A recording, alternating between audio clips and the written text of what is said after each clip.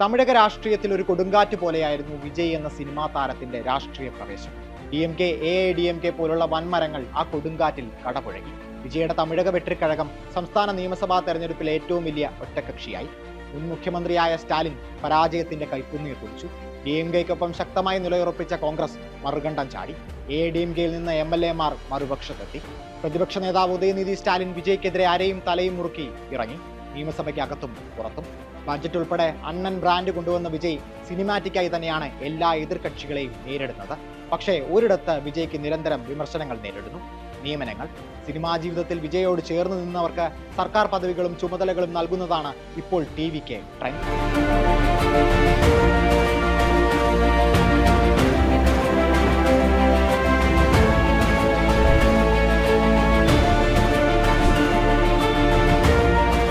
ജ്യോതിഷിയും TVK വക്താവുമായ റിക്കി രാധൻ പണ്ഡിറ്റിന്റെ നിയമനമാണ് ആദ്യ വിവാദങ്ങൾക്ക് വഴിവെച്ചത്. നിയമസഭാ തെരഞ്ഞെടുപ്പിൽ TVK ഗംഭീര വിജയം നേടുമെന്നും വിജയ് മുഖ്യമന്ത്രിയാകുമെന്നും പ്രവചിച്ച അതേ ജ്യോതിഷി വോട്ടെണ്ണൽ ദിനത്തിൽ വിജയിയുടെ വീട്ടിൽ ആദ്യം എത്തിയ അതിഥി. മുഖ്യമന്ത്രിയുടെ ഓഫീസർ ഓൺ സ്പെഷ്യൽ ഡ്യൂട്ടി ആയിട്ടായിരുന്നു അദ്ദേഹത്തിന്റെ നിയമനം. സകല കോണിൽ നിന്നും വിമർശനമുയർന്നതോടെ ജനനായകന്റെ ആത്മീയ ഗുരുവിനെ OSD ആക്കേണ്ട എന്നായി തീരുമാനം. കാര്യങ്ങൾ അവിടെ അവസാനിച്ചില്ല. സിനിമാ മേഖലയിൽ നിന്ന് അരഡസനോളം വിവാദ നിയമനങ്ങളാണ് പിന്നീട് അങ്ങോട്ട് നടന്നത്. വിജയോടെ ഏറ്റവും അടുത്ത് നിൽക്കുന്ന ജഗദീഷ് പളനിസ്വാമിയുടെ നിയമനമായിരുന്നു ഇതിലെ ഏറ്റവും പ്രധാനം. മെയ് 12-ന് മുഖ്യമന്ത്രിയുടെ പൊളിറ്റിക്കൽ പ്രൈവറ്റ് സെക്രട്ടറിയായി ജഗദീഷിനെ നിയമിച്ചുകൊണ്ട് ഉത്തരവ് വന്നു. പക്ഷേ അതുടൻ പരസ്യമാക്കിയില്ല. ഒരു മാസം കഴിഞ്ഞ ജൂൺ 22-നാണ് ഈ ഉത്തരവ് പ്രസിദ്ധീകരിച്ചത്. ആരാണ് ഈ ജഗദീഷ് പളനിസ്വാമി? കടുത്ത വിജയ് രസികൻ. ഒരു കാലത്ത് താരത്തിനൊപ്പം ഒരു ഫോട്ടോ എടുക്കാൻ നീണ്ട ക്യൂവിൽ കാത്തുനിന്ന ആരാധകൻ.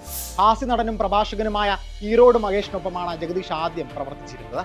തുടർന്ന് സംഗീത സംവിധായകൻ GV പ്രകാശ് കുമാറിന്റെ മാനേജറായി. സിനിമാ മേഖലയിൽ ശക്തമായ ബന്ധങ്ങളുണ്ടാക്കി. 2010-ൽ വിജയുമായി കണ്ടുമുട്ടിയതോടെ ജഗദീഷിന്റെ ജീവിതം മറ്റൊരു ദിശയിലേക്ക് തിരിഞ്ഞു. ജഗദീഷിനെ വിജയ് പേഴ്സണൽ മാനേജറാക്കി. വിജയുടെ സോഷ്യൽ മീഡിയ ഹാൻഡിലുകൾ ഉൾപ്പെടെ കൈകാര്യം ചെയ്തിരുന്നത് ജഗദീഷാണ്. ജഗദീഷ് വെച്ചടി മുകളിലേക്ക് കയറി.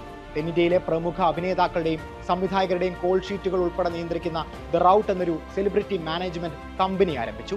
വിജയുടെ മാസ്റ്റർ, ലിയോ, ജനനായകൻ എന്നീ ചിത്രങ്ങളുടെ സഹനിർമ്മാതാവായി. വിജയ് മുഖ്യമന്ത്രിയായതോടെ ജഗദീഷിന് പുതിയ ചുമതല, മുഖ്യമന്ത്രിയുടെ പൊളിറ്റിക്കൽ പേഴ്സണൽ സെക്രട്ടറി.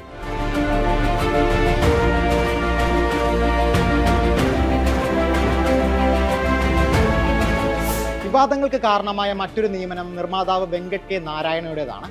വിജയുടെ അവസാന ചിത്രമായ ജനനായകൻ നിർമ്മിച്ച KVN പ്രൊഡക്ഷൻസിന്റെ CEO വെങ്കട്ട് K. നാരായണ തന്നെ. ഡൽഹിയിലെ തമിഴ്നാടിന്റെ പ്രതിനിധിയായിട്ടായിരുന്നു ഈ പ്രമുഖ നിർമ്മാതാവിന്റെ നിയമനം. സ്വാഭാവികമായും വിമർശനങ്ങൾ ഉയർന്നു. നിയമനത്തെ ന്യായീകരിച്ച മന്ത്രി CTR നിർമ്മൽകുമാർ രംഗത്തെത്തി. ഡൽഹിയിലെ സർക്കാർ പ്രതിനിധിക്ക് ഒരു കോർഡിനേറ്റർ ചുമതല മാത്രമാണെന്നും പ്രധാന തീരുമാനങ്ങൾ എടുക്കാനുള്ള അധികാരം ഈ വ്യക്തിക്കില്ലെന്നും നിയമമന്ത്രി വ്യക്തമാക്കി. കുറച്ചുകൂടെ വ്യക്തമായി ഈ നിയമനത്തിന്റെ വൈകാരിക വശവും മന്ത്രി വിശദീകരിച്ചു. വെങ്കട്ട് ബുദ്ധിമുട്ടേറിയ സമയങ്ങളിൽ വിജയ്ക്കൊപ്പം ഉറച്ചു നിന്ന ആളാണത്രേ.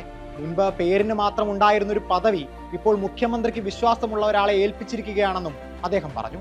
സർക്കാരിനെ അധികാരത്തിലെത്തിക്കാൻ പ്രവർത്തിച്ച ആളുകളെ ഉപദേശകരായി നിയമിക്കുന്നതിൽ തെറ്റൊന്നുമില്ലെന്നും നിർമ്മൽ കുമാർ വാദിച്ചു. ശരിയാണ്, വന്ന വഴി മറക്കാൻ പാടില്ല. പിന്നെ വിശ്വാസം, അതാണല്ലോ നയതന്ത്ര ബന്ധങ്ങളുടെ അടിത്തറ.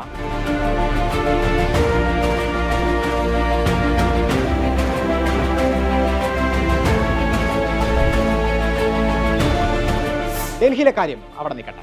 MGR government film and television training ഇൻസ്റ്റിറ്റ്യൂട്ടിലേക്ക് പോകാം. ഇൻസ്റ്റിറ്റ്യൂട്ടിന്റെ ഇപ്പോഴത്തെ ചെയർമാൻ പ്രശസ്ത സിനിമാറ്റോഗ്രാഫർ മനോജ് പരമഹംസയാണ്.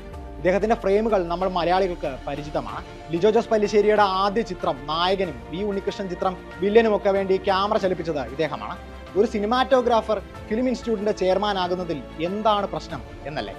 ഇൻഡസ്ട്രി എക്സ്പീരിയൻസ് അല്ല, വിജയുമായുള്ള ആത്മബന്ധമാണ് അദ്ദേഹത്തെ ഈ സ്ഥാനത്തേക്ക് എത്തിച്ചതെന്നാണ് വലിയൊരു വിഭാഗത്തിന്റെ പ്രധാന വിമർശനം. നൻപൻ, ബീസ്റ്റ്, ലിയോ എന്നിങ്ങനെയുള്ള വിജയ് ചിത്രങ്ങളുടെ DOP മനോജ് പരമഹംസയായിരുന്നു. മാറുന്ന സിനിമാ വ്യവസായത്തോട് ഇൻസ്റ്റിറ്റ്യൂട്ടിനെ കൂട്ടിക്കെട്ടാനാണ് സർക്കാരിന്റെ ശ്രമമെന്നാണ് ഈ നിയമനത്തെ അനുകൂലിക്കുന്നവരുടെ പ്രധാന വാദം. എന്നാൽ അതത്ര കണ്ട് എല്ലാവരും അംഗീകരിച്ചതായി തോന്നുന്നില്ല.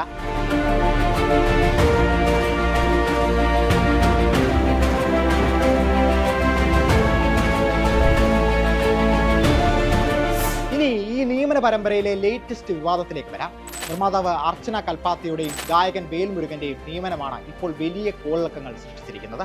വർഷത്തിൽ 10 ലക്ഷം രൂപയിലധികം വരുമാനമുള്ള ഹിന്ദു ധർമ്മസ്ഥാപന വകുപ്പിന് കീഴിലുള്ള ക്ഷേത്രങ്ങളിലേക്ക് പാരമ്പര്യേതര ട്രസ്റ്റികളെ നിയമിക്കുന്നതിനുള്ള സംസ്ഥാനതല 7 അംഗ സമിതിയിലേക്കാണ് ഇരുവരെയും നിയമിച്ചിരിക്കുന്നത്. സമിതിയുടെ ചെയർമാൻ മൈലം ബൊമ്മപുരം അധീനത്തിലെ ശിവജ്ഞാന ബാലയ്യ, വൈസ് ചെയർമാൻ വിരമിച്ച ജില്ലാ sessions judge doctor K Ramanathan, വിരമിച്ച IAS ഉദ്യോഗസ്ഥൻ ഉൾപ്പെടെ അംഗമായ ഈ സമിതിയിൽ AGS എന്റർടൈൻമെന്റ്സിന്റെ CEO അർച്ചനയും ഗായകൻ വേൽമുരുകനും എങ്ങനെ അംഗങ്ങളായി എന്നതാണ് ഇപ്പോൾ ചർച്ചാ വിഷയം. എന്താണ് ഇവരുടെ യോഗ്യത, അനുഭവ പരിചയം? ചോദ്യങ്ങൾ ഇങ്ങനെ നിരനിരയായി വരികയാണ്. ഇവർക്ക് വിജയുമായുള്ള വ്യക്തിബന്ധം തന്നെയാണ് ഇവിടെയും വിമർശകർ ഹൈലൈറ്റ് ചെയ്യുന്നത്. തമിഴ്നാട്ടിലുടനീളം മൾട്ടിപ്ലക്സ് ശൃംഖല തന്നെയുള്ള AGS ആണ് വിജയുടെ ബിഗിൽ, ഗോട്ട് എന്നീ ചിത്രങ്ങളുടെ നിർമ്മാണം. വിജയുടെ സത്യപ്രതിജ്ഞാ ചടങ്ങിലെ പ്രധാന മുഖങ്ങളിലൊന്ന് അർച്ചനയുടേതായിരുന്നു. വേൽമുരുകനാകട്ടെ തെരഞ്ഞെടുപ്പ് പ്രചാരണ ഘട്ടത്തിൽ TVK വേദികളിൽ പാട്ടുമായി സജീവമായിരുന്നു. ഇങ്ങനെ വിമർശനങ്ങൾ ശക്തമായതോടെ Hindu religious and charitable endowment വകുപ്പ് മന്ത്രി S രമേശ് ഈ നിയമനങ്ങളെ പ്രതിരോധിക്കാൻ രംഗത്തെത്തി. രാഷ്ട്രീയത്തിൽ പ്രവേശിക്കുന്നതിന് മുൻപ് പ്രതിപക്ഷ നേതാവ് ഉദയനിധി സ്റ്റാലിൻ ഉണ്ടായിരുന്ന നടൻ, നിർമ്മാതാവ് എന്നീ ലേബലുകൾ അദ്ദേഹം ചൂണ്ടിക്കാണിച്ചു. പുനരുദ്ധാരണത്തിനും മറ്റ് മതപരമായ പ്രവർത്തനങ്ങൾക്കുമായി 10-ലധികം ക്ഷേത്രങ്ങൾക്ക് അർച്ചന വ്യക്തിപരമായി പണം സംഭാവന നൽകിയിട്ടുണ്ടെന്ന് അവകാശപ്പെട്ടു. ഇത് പോരാഞ്ഞിട്ട് അർച്ചനയുടെ ഭർതൃപിതാവ് ശ്രീനിവാസൻ ക്ഷേത്രങ്ങൾക്കായി 100 കോടിയിലധികം രൂപ ചെലവഴിച്ചിട്ടുണ്ടെന്നും അദ്ദേഹം പറഞ്ഞു. ഇതാണ് അർച്ചനയുടെ യോഗ്യതയായി മന്ത്രി കാണുന്നത്. വേൽമുരുകനോ പതിവായ ക്ഷേത്രങ്ങളിൽ ഭക്തിഗാനങ്ങൾ ആലപിക്കാറുള്ള ഒരു ഗായകനാണ് വേൽമുരുകനെന്നും ക്ഷേത്രോത്സവങ്ങളും മറ്റു പരിപാടികളും വിപുലമായി സംഘടിപ്പിക്കുന്നതിൽ അദ്ദേഹത്തെ പങ്കാളിയാക്കാൻ സർക്കാർ ലക്ഷ്യമിടുന്നുണ്ടെന്നുമായിരുന്നു മന്ത്രിയുടെ ഡിഫൻസ്.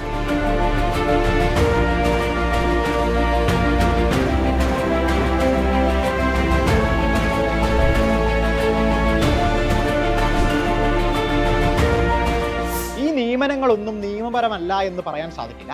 ഭരണകക്ഷി മുന്നണിയിലെ പാർട്ടികൾക്കും സ്വന്തം കക്ഷിയിലെ ഗ്രൂപ്പുകൾക്കും ഇത്തരം സ്ഥാനമാനങ്ങൾ വീതിച്ചു നൽകുന്നത് ഇന്ത്യൻ രാഷ്ട്രീയത്തിൽ സ്ഥിരം കാഴ്ചയാണ്.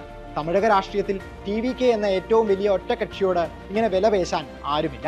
അതുകൊണ്ട് തന്നെ ഇത്തരം നിയമനങ്ങളിൽ അവസാന വാക്ക് വിജയുടേതാണ്. രാഷ്ട്രീയ ബന്ധങ്ങളില്ലാത്തതിനാൽ സിനിമാ വൃത്തത്തിലെ തനിക്ക് പരിചിതരായവരെ തെരഞ്ഞെടുത്തതാകണം തമിഴക മുഖ്യമന്ത്രി. ഈ പരിചിതരെ ഷോർട്ട് ലിസ്റ്റ് ചെയ്തതിൽ മാനദണ്ഡം ഒന്ന് മാത്രമാണെന്ന് വ്യക്തം. വിജയ്ക്ക് ഇവരിലുള്ള വിശ്വാസം, തനിക്കൊപ്പം അവർ നിൽക്കും എന്ന ഉറപ്പ്. അതെ, ബ്രൂട്ടസെ നീയുമെന്ന് നിലവിളിക്കാൻ ഇടവരാതിരിക്കാനുള്ള ക്രിയകളാകണം ഇത്.